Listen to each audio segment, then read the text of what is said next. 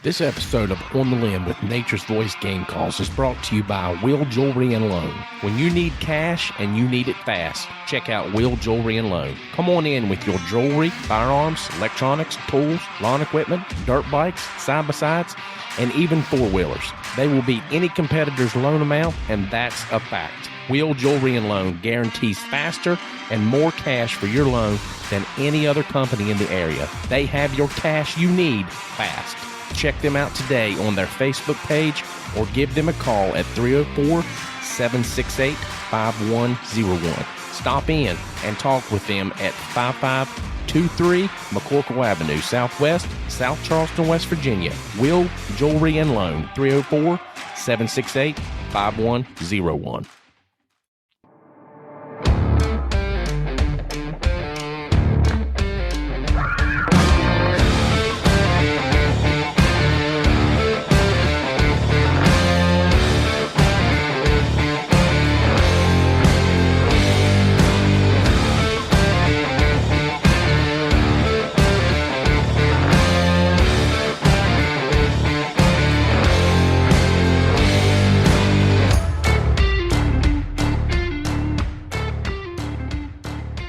All right, guys, welcome to another episode of On the Limb with Nature's Voice Game Calls. Tonight, we've got special guest Caleb Currence with the Greenbrier Resort. Caleb is a guide, a hunting and fishing guide there at the Greenbrier Resort. And Caleb's been with us on our pro staff here at Nature's Voice Game Calls for probably about 6 years now. So me and Caleb has collaborated on a lot of different things here within Nature's Voice Game Calls, and he's done a really good job with us since he's been with us, and he's, moved up in the industry. So, Caleb, how you doing this evening? Doing good, Mike. Thanks for having me. And I got my co-host and production guy, Dave Young, here with me. How you doing, Dave? Doing awesome, Mike. Good to be here tonight. Yes, sir. I'm glad we're here, and Dan, I don't even know where he's at. He's lost somewhere. Probably getting drunk at the bar. He's in the wind. I'm telling you, we call him up, and he's like, "Hey guys, how y'all doing?" And we're like, "You ready for a podcast, bud? When's that?" About 20 minutes ago. Yeah. Oh gosh, that's a good time. He's out of town working again, so he's probably at the restaurant eating, and he was like, "As soon as I pay," I was like, "We got this one without you, bud." Yeah. All right, so let's get into it, Caleb. What you into today, man? I mean, it's got to be the dream, hunting and fishing all the time, and teaching people these ropes at the Greenbrier. Yeah, I mean, today consisted of I woke up at 5 and was in the woods by 6, and I got to wake up to, really kind of stretch my legs to the sound of some longbeards on the limb. So yeah. I heard 4 or 5 birds this morning, and then went in and I had a fishing trip there at 9 o'clock and fished till about noon, and done a little bit of planning for some upcoming events with my boss. And then I left and actually went back up on one of the properties to kind of glass some longbeards and kind of learn the terrain a little bit more. Yeah. And, while they're kind of out doing their daily thing and away from their roost. And then just come home. Did you get a catch with any gobblers gobbling this morning like that? Yeah. They there was definitely a few on the limb. There was 3 or 4 probably together, and I swear one of them gobbled 6 times in a row. He just, you could tell it was him, and he was hammering, and then, the other ones would go and gobble in the background, but he went 6 times, and I was like a kid in a candy store. Man, that's awesome. So yeah, I mean, we've got turkey season coming in all across the country, in the South and in the West, and, you've been to Virginia already so far, and any good prospects down there that you're scouting for? Yeah. I've got a couple picked out. There's one draw on some national forest land that's got 4 different birds roosting in it, and any of them could definitely see their last day this coming weekend. Hopefully, that's always the thought. Turkeys always have another thing in mind. But yeah, I've got I think I've got 8 picked out total so far, and in the morning will be no different. I'm going to a new piece, and just lots of options. Nice. I hear you. So you plan on hunting there this weekend?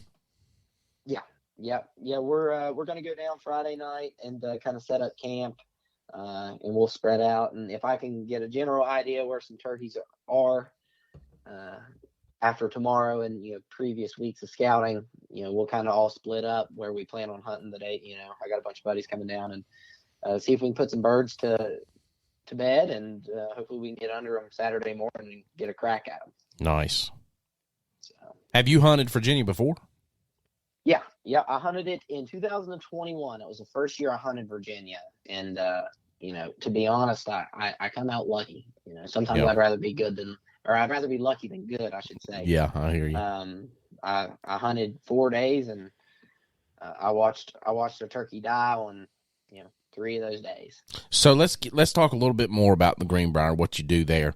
It's not really it's through the Greenbrier, but your specific area there is Kay's Mountain Adventures, correct? Yeah, Kate's Mountain Adventures. Kate's Mountain. Okay, gotcha. Yeah. So we are a retail and outfitting shop within the actual main resort in the main building. We're close to the north entrance.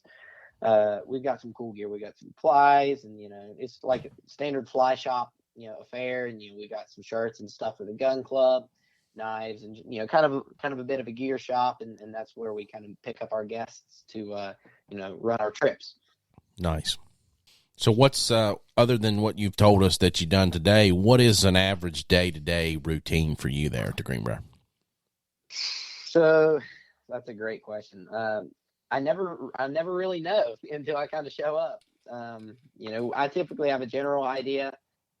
With turkey season being underway, it's kind of similar to what I described earlier. But throughout the summer, it might be getting there at 5:30, and getting boats ready. It depends on if we've got float trips.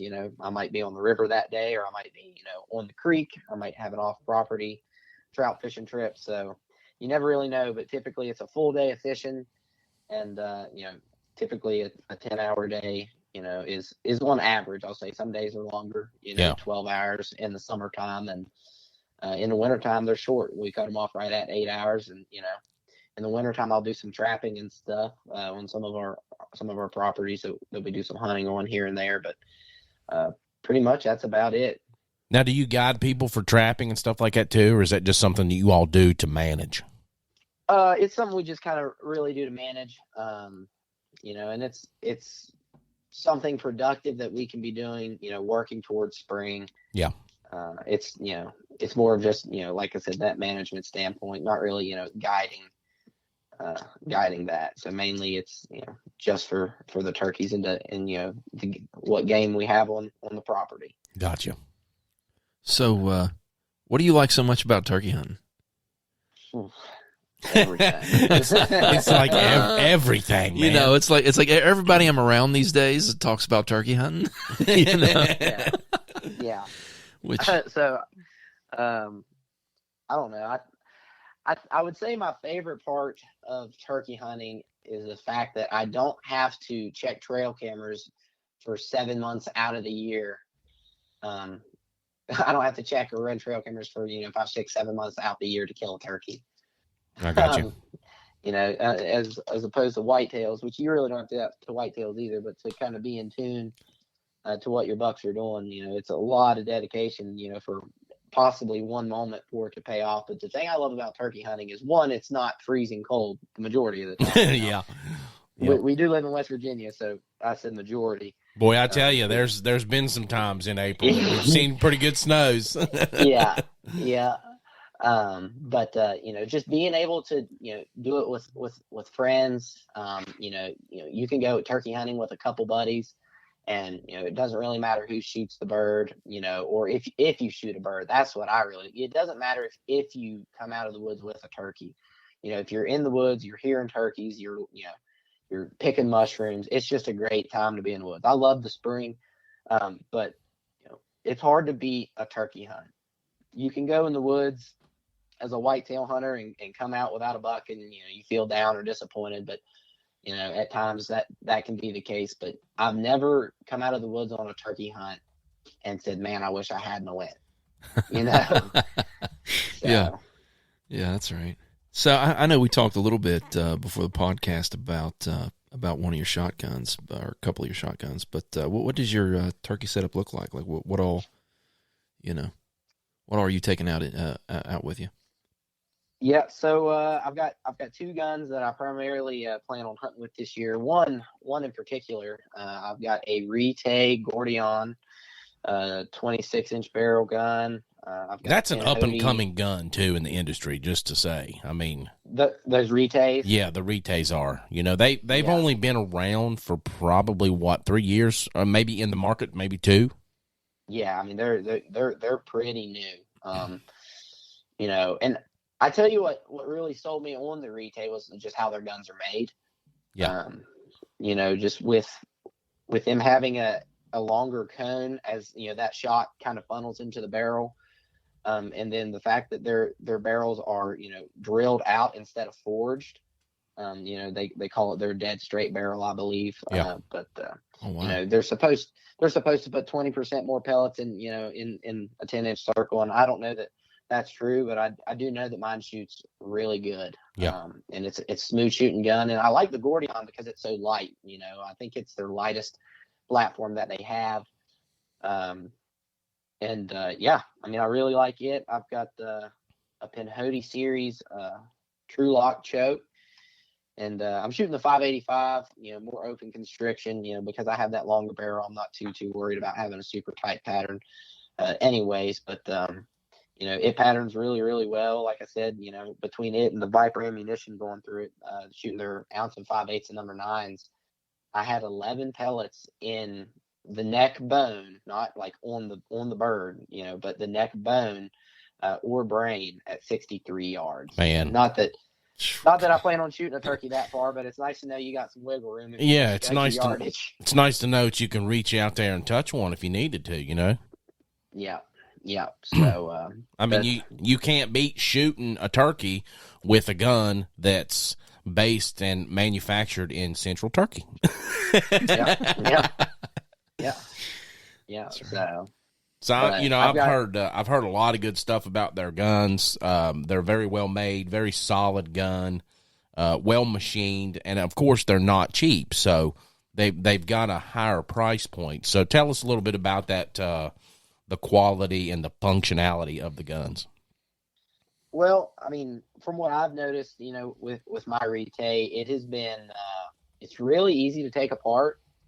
If I can figure it out, then just about anyone can. When I got my gun, I got a completely synthetic gun, all black, and I alumahyded it and wrapped it and had it drilled and tapped. But I typically like to alumahide it and wrap my gun myself. I was gonna have it dipped, but just wasn't able to get it done in time. But the tear down process and putting it back together, super easy. Like I said, it was a lightweight gun, and that inertia plus system that they've got. I mean, it's like butter shooting it. I mean, just super smooth. The trigger pull's great. So I'm excited to see what it'll do to I know what it'll do to a turkey, but I'm excited to put it to the test. Yeah, and this will be your first year using them, correct? Yeah, first year with the Rite. So up until then, I'd always shot a 12 gauge. This is my first year ever shooting a 20 gauge. Yeah. Now, what other gun manufacturers in the major market would you put that next to? Oh, Weatherby. I would probably put them, in for me at least, right there. Weatherby are just a little bit more, but they're really close to the Frankies, in my opinion. Okay, yeah, that's what I was going to say.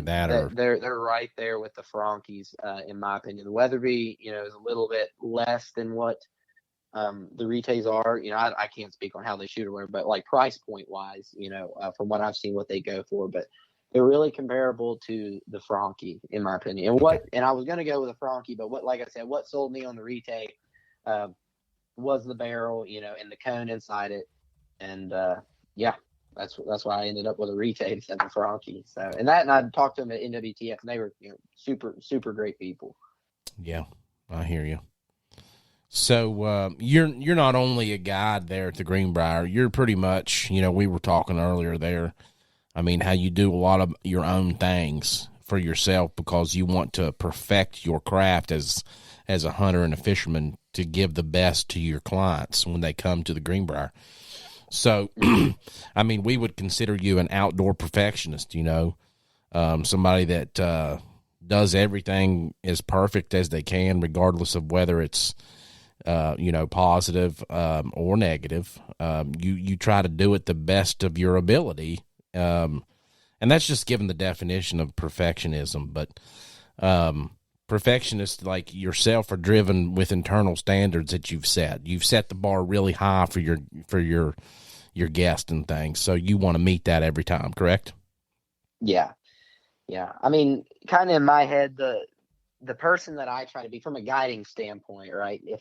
If I'm going to pay my hard-earned money for a guide, I want to know that my guide is 100% the real McCoy. Yeah. Like I want to know that he is about it. This man, if he's guiding me on a turkey hunt, he is as hardcore as they come, and that's that. I try to be the type of person that I would want to be guided by, if that makes sense. I know that, money doesn't come easy nowadays, and when someone pays for a guide, and they get me, I want there to be absolutely no regrets. Yeah, and as that guide and a perfectionist, you want you're obviously competitive, and you want to be the best at what you do.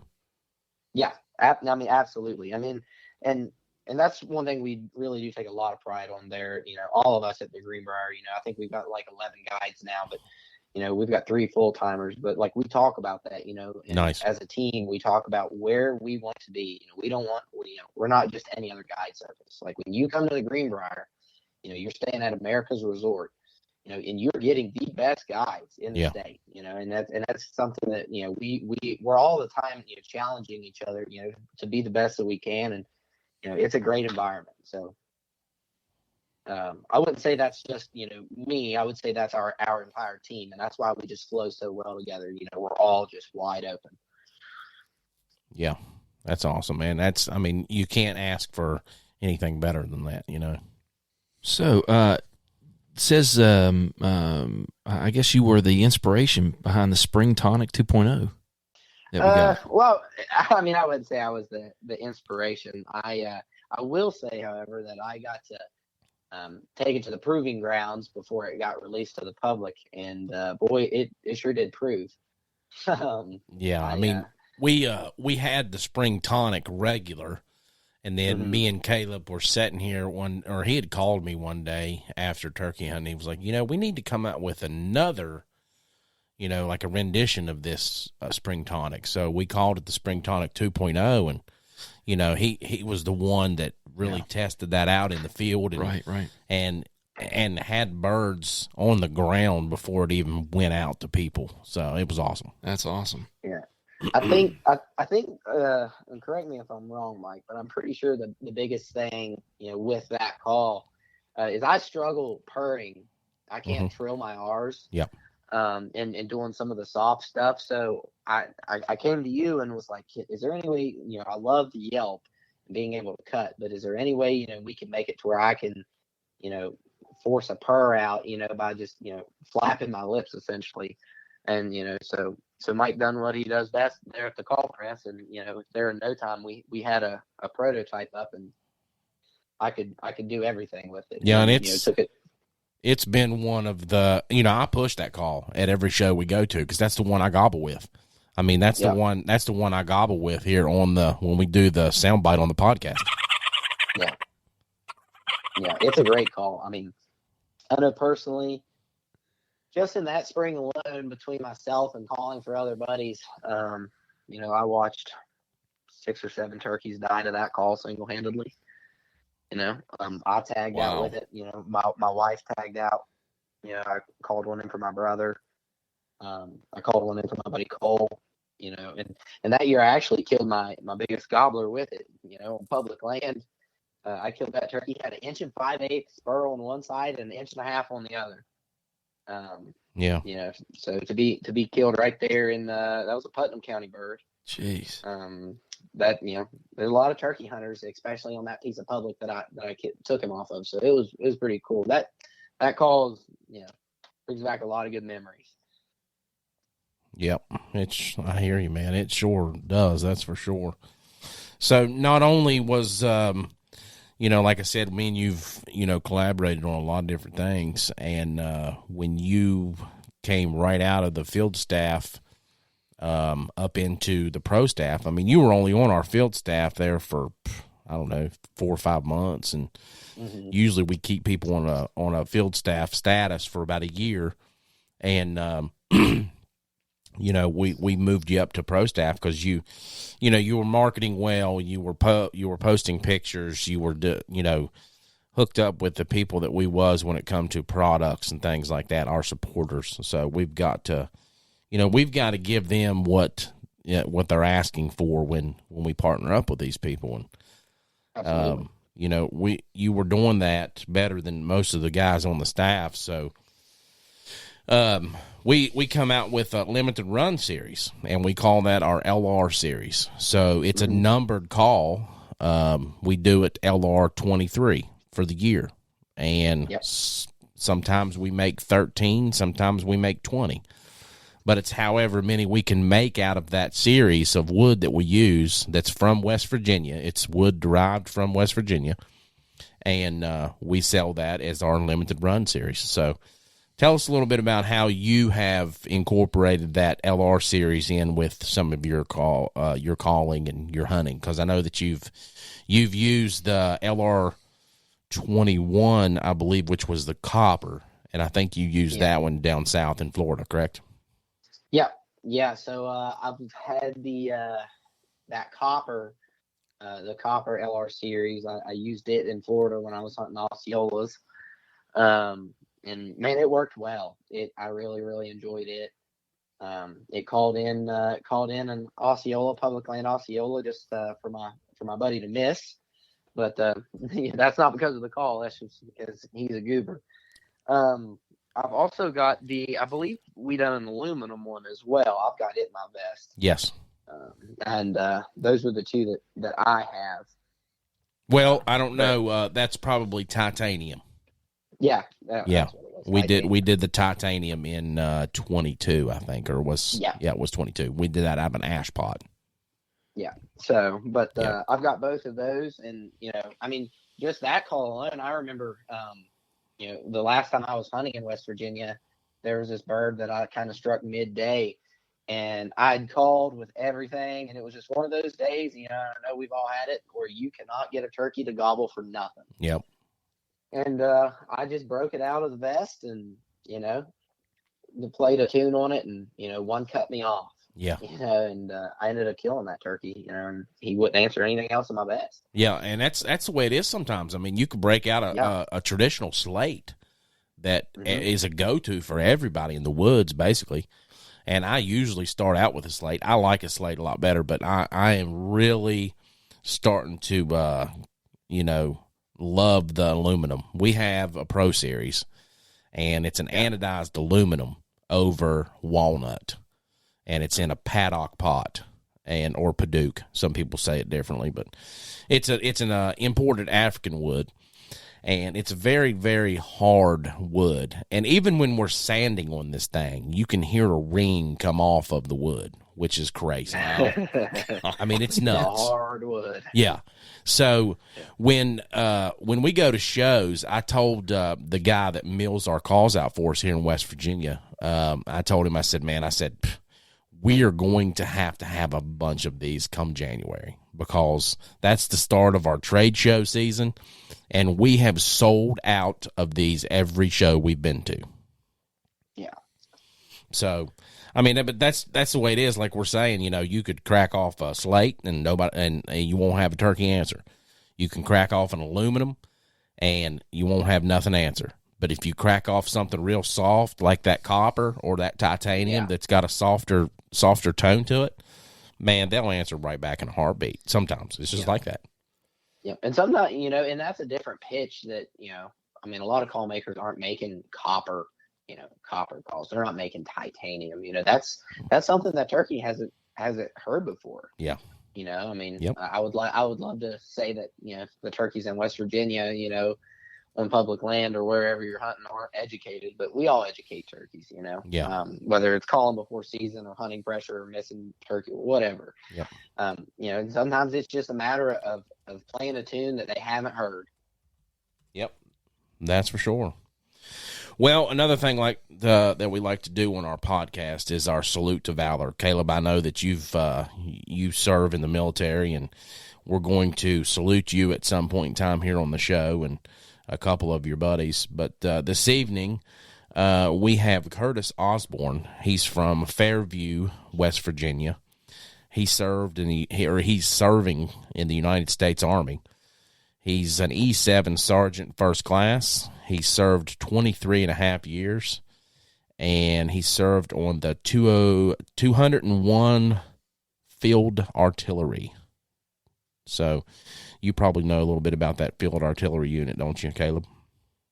I know Charlie Battery's over in Max Welton, I believe. Yeah. So they're up there at Lewisburg. I hear you.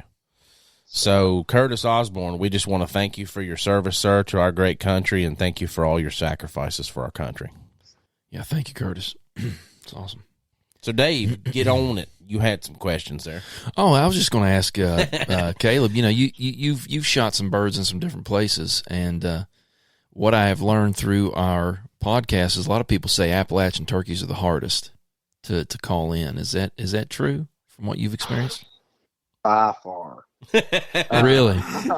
Yeah, man. I mean, you know, Appalachian birds, you know, especially like, you know, I know in some parts of Virginia, you know, southern West Virginia, and you know, I mean, we're hunting turkeys in bluff walls, you know, it just drops off to a sheer cliff. Right. You know, I mean, actually one of the birds that I pinned this morning, you know, 150 yards past where that bird's roosting, and it drops off to like a 90-foot cliff. Jeez. Yeah, it's crazy. But yeah, so hunting birds in terrain that is that rugged, you know, and keep in mind an eastern is about as stubborn as they come anyways.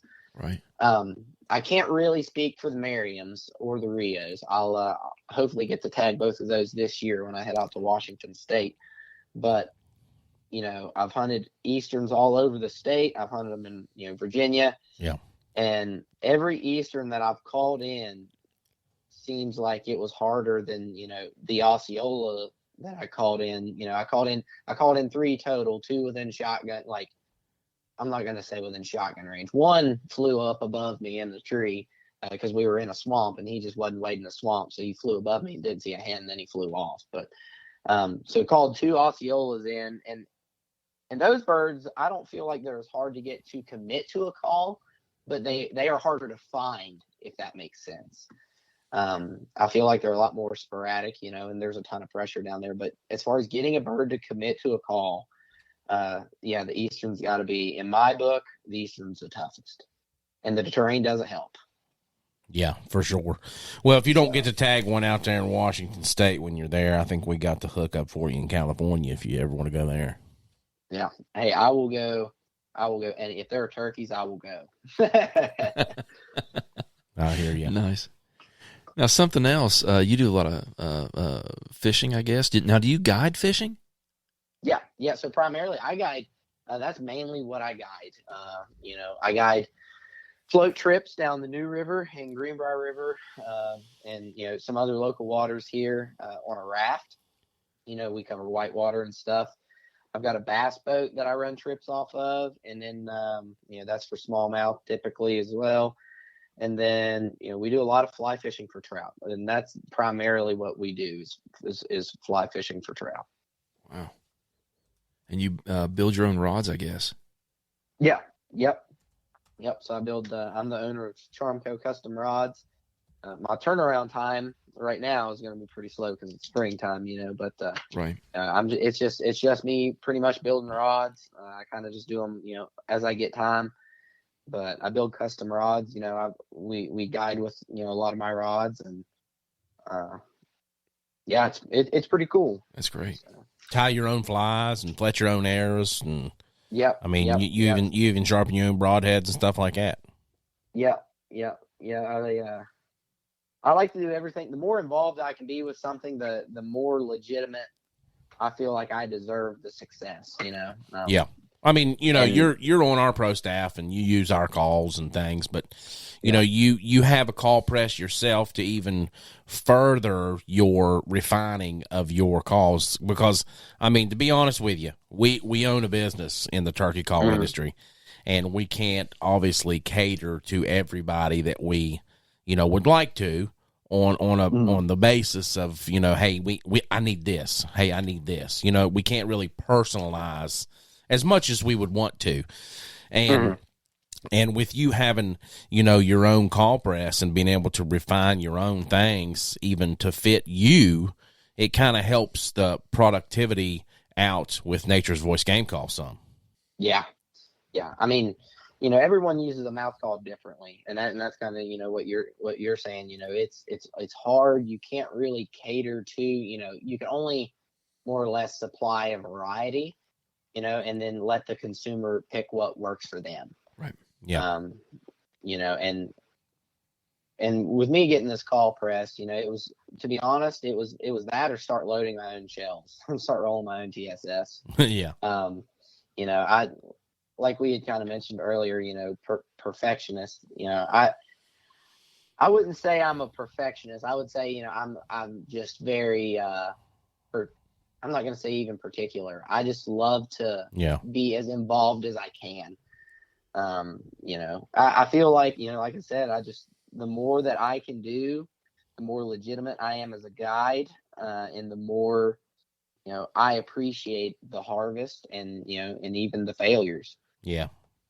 And that's something that you don't get out of a lot of people that just hunt in general. I mean, people get so used to it. They forget about what's behind it. They forget about the traditions and the heritage, and it's just like a thing that they do, Yeah. Yeah. So. And that's where I can definitely say that, like, personally, I differ from, everyone might see me, you might see me out at town, getting gas or whatever. And, we talk hunting for a moment. It's like, yeah, I love to hunt, and, we go our separate ways, but, you might leave and be like, man, that Caleb, he really likes to hunt. But the thing is, I don't turn it off. Like when that conversation's over, like, I come home and my wife's like, oh gosh, here we go again. And I'm in here, playing with turkey calls or getting my vest ready, or it never ends for me. And that's just, like I said, it started not really as a hobby, but, it turned in from a passion. It's just a lifestyle. I eat, sleep, and breathe it. And well, yeah, I'm a blessed man to be able to do so. That's what you do for a living. And us other guys out here, we own the call business, but we still work regular jobs. We still work the 9 to 5, and we build calls, and we have a podcast, and we, we're always busy doing something. I think it's funny sometimes how our society has gotten to, they want everything now. Yeah. I mean, it's like, if you can't get it, Amazon has put us in the position absolutely to where if you want, you can you can order something and have it tomorrow. Yes. Yeah. But in our industry, sometimes, our calls are not sitting here waiting to go flying out the door. No. That's one of the particular things about our company. Yes. When you get a call from us, you're going to get a call that just come off the press. Yes. You're going to get a call that just come off the mill. It's not going to be something that's been sitting here waiting to ship. Nope. And it's not going to be mass produced, and it's going to have a personal touch to it. It does, yeah. It's going to be better built than these mass produced things. Yeah, I mean, I'm particular, and if I see something wrong, I do the QA/QC of our stuff, and some of the other guys that help me out do the same thing when they help. But there is a process that goes on with that, and I know how important the QA/QC can be in an industry like this. But I mean, we got bags. I'm not going to say where we got them from, but we were out of town. we ran out of call bags, and we needed Ziploc call bags. We usually get them from Uline online, or we usually get them from like U.S. Plastics or somewhere. We have accounts with those people, and we had to get them on the fly. So we got some bags while we were out of town, and I'm like, and I just noticed this the other day. I opened up a new set of them, and I'm like, oh my God, these are supposed to be like 3-inch bags, 3-inch long. Well, I've actually got dime baggies now.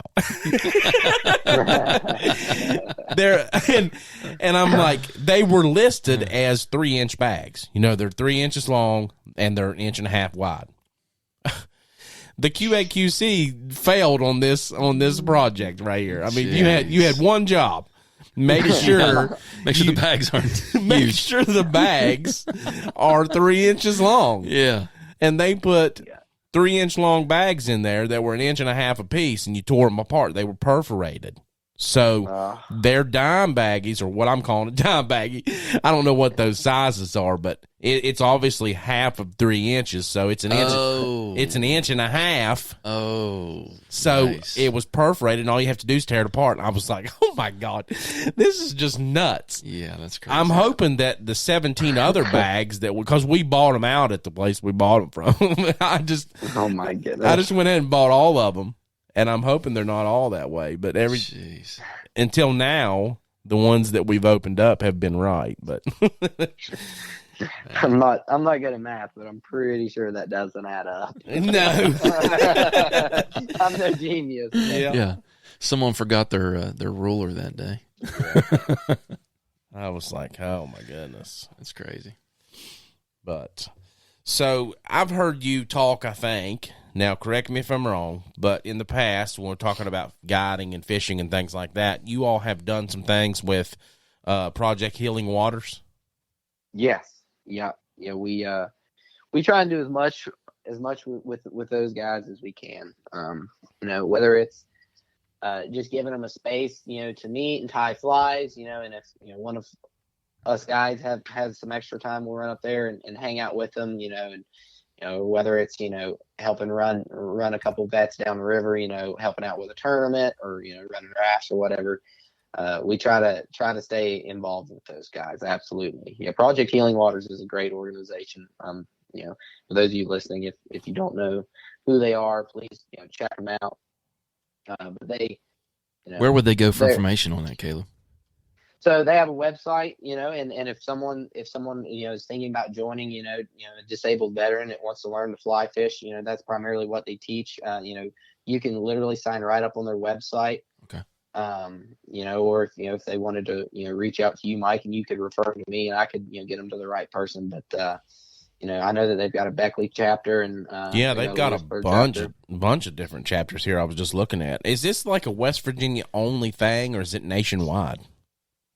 So it's nationwide, but I will say, from what I've seen, the West Virginia participation with Project Healing Waters is huge. It's a very big impact. So it is nationwide. They actually head up the Memorial Muskie tournament for Eric Workman, correct? Mm-hmm. Yep. They took that over this year. And we actually guided, we helped guide with that. And actually one of the vets boated a muskie, and he ended up winning the tournament. And he won a Catch Cam's net, their new muskie net. And yeah, it was a great time, great turnout, and seen a lot of fish. We kind of got stuck with low water and ultra clear water, coming off of summer, and it finally started cooling down. We just really didn't get a whole lot of rain. So muskies were pretty finicky, but we were still able to boat one. Bo's boat actually caught it. But yeah, great time. Yeah, that's awesome. I'm so happy and excited that they do things like that. I mean, that's just a great organization. We was privileged to be able to do a memorial call for one of the, I think it was Eric Workman's brother. Mm-hmm. I used to work with a guy that was, I believe, a friend of his, or I can't remember how he was associated with him, but he ordered a call and gave it to his brother, and he put it up. So That's awesome. That was pretty sweet. Yeah, we engraved it with West Virginia State Police logo and everything. Oh, wow. Yeah, that's awesome. That was awesome. Absolutely. Well, we've got some great things coming up in this month here in April. I mean, it's coming up pretty fast. Not only do we have turkey season coming up on April the 17th, which is opening day, but we also have the media days that's coming up for the Wild and Wonderful Hunting and Fishing and Conservation Expo. Yeah. So that's one of the things that we'll be doing this month with you there at the Greenbrier. So tell us a little bit about what the media day is going to be like. I know we've talked about it. Just kind of give perspective to the listeners.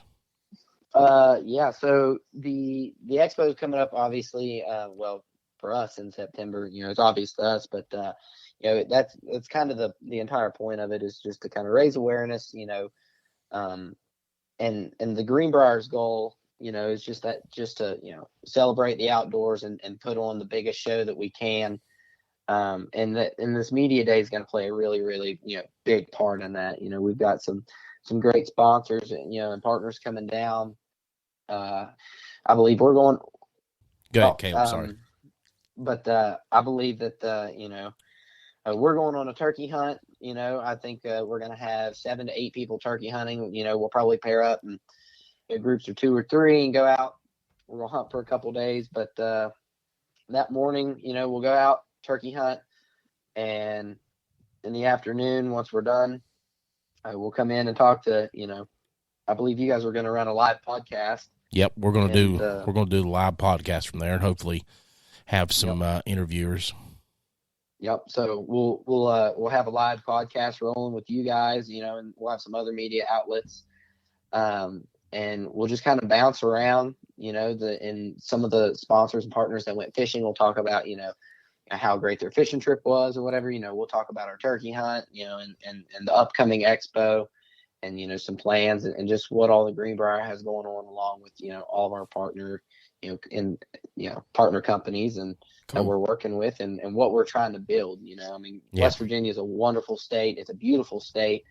Yes. And we just want to shed some light to that. Realistically, the more people we can get involved in hunting and fishing and show what a gem West Virginia is, the better. Yeah, that's awesome.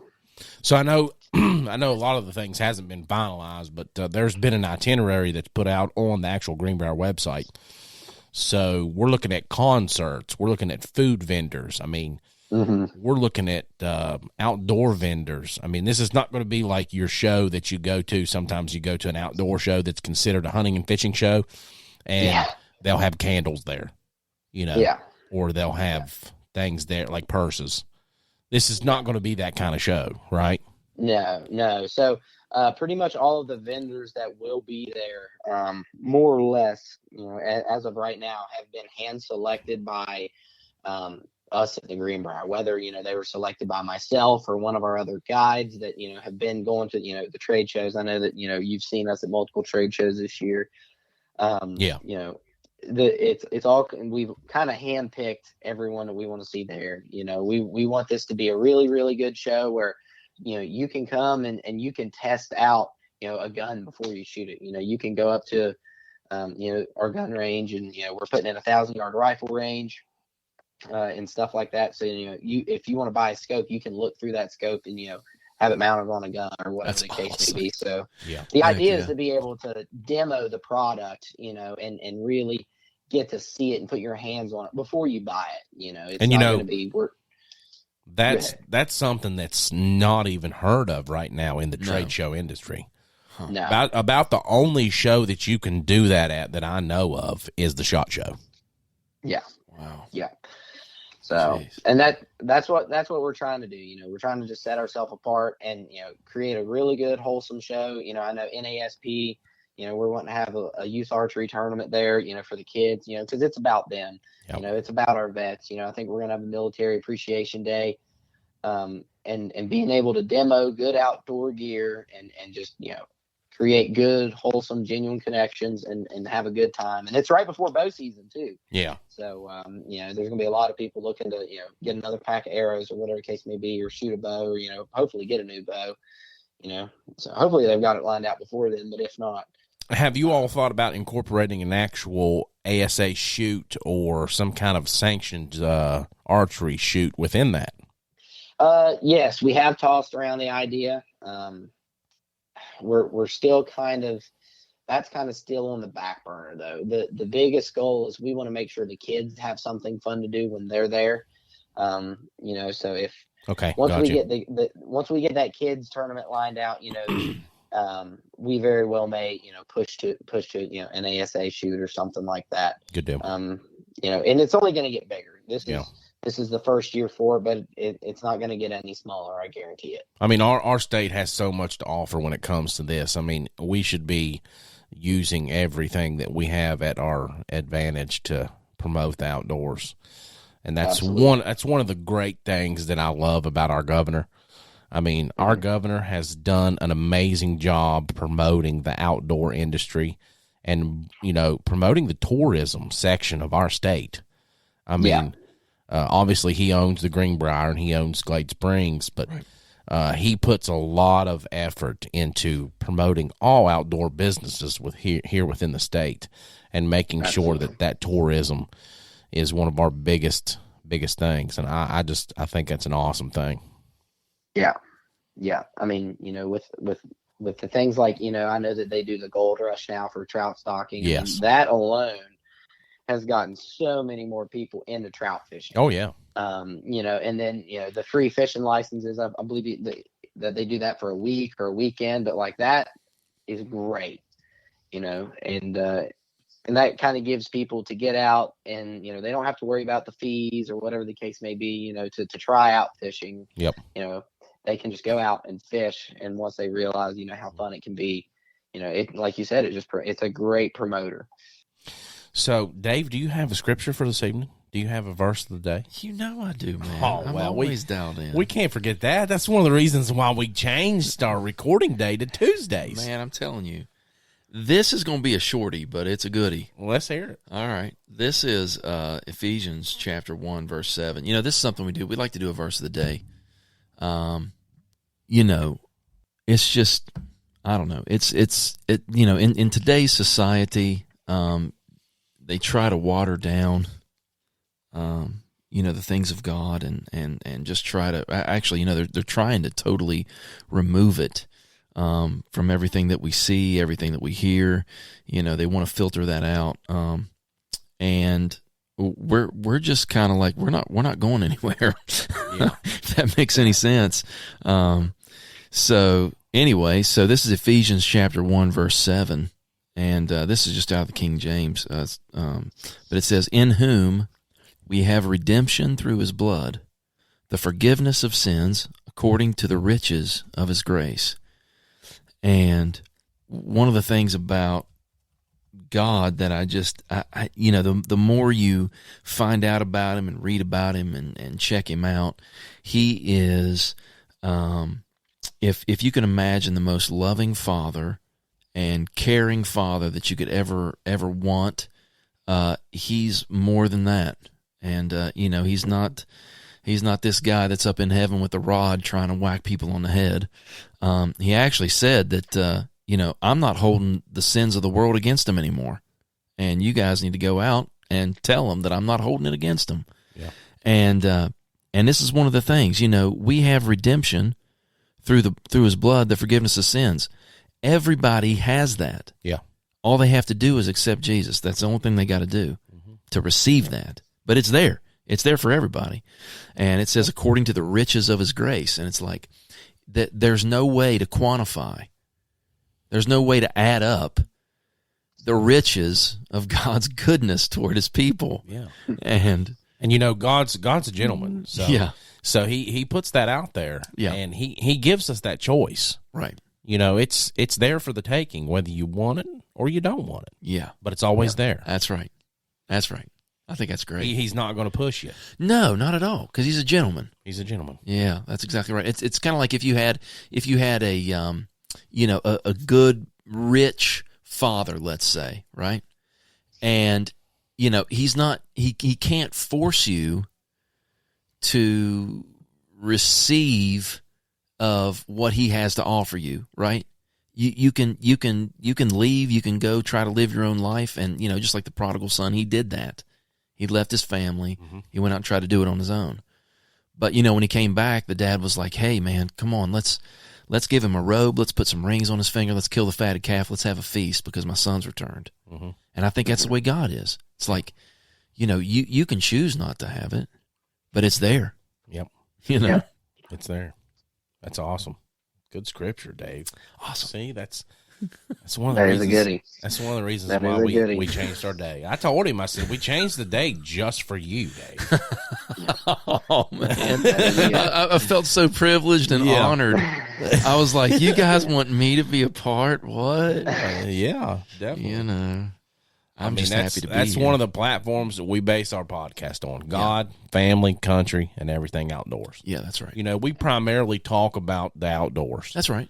But, you know, we had on Jay Gregory last week. Yeah. This episode is airing tomorrow morning at 7 a.m., and we talked about the PGA, you know? Mm-hmm. Yeah. Jay is part of the PGA, and before he was big in the hunting industry, he always played golf. Yeah, right. He worked at one of the places in Chillicothe as a golf pro. Okay.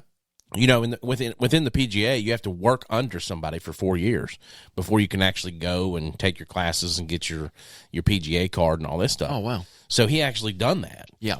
And he got his PGA card, and he was the PGA pro at one of these golf courses there in Chillicothe. So it's pretty sweet to get to talk to him about that. And he's actually playing this weekend in Florida somewhere. They're having some kind of pro-am senior event in Florida, and he's playing there. So that's awesome. I mean, I just think it's awesome that I mean, we're not trying to just kind of streamline it to just one thing or another. Yeah. It's just like Mike, you talk about this so much, man. Just the campfire experience. Yes, and that's one of the biggest things that I love about. And it's like those talks can go from a hunt to sports, to whatever. Mm-hmm. Those talks go all over the place, man. Yeah. You know. Well, Caleb, we enjoyed having you tonight, man. I hope you had a good time. Absolutely, yeah. I can't thank you enough for having me, and you know, it's been a pleasure. I've had a really good time. It's pretty cool, you know, getting to be one of these podcasts. You know, you listen to them and you hear them, and you know, you reached out, and I definitely appreciate the opportunity. Yeah, man, it's been great having you, and we sure appreciate it. And be sure to check us out on Facebook, On the Limb with Nature's Voice Game Calls on our Facebook page. Be sure to check us out on Spotify, Apple Podcasts, Google Podcasts, Amazon Music. We're on all those major networks, and we're on about 18 to 20 other networks there. So if you search On the Limb with Nature's Voice Game Calls, we're there. So thanks, everybody, for listening tonight. And Caleb, we sure appreciate you, brother. Thanks, Caleb. Thank you. Have a good night, everybody.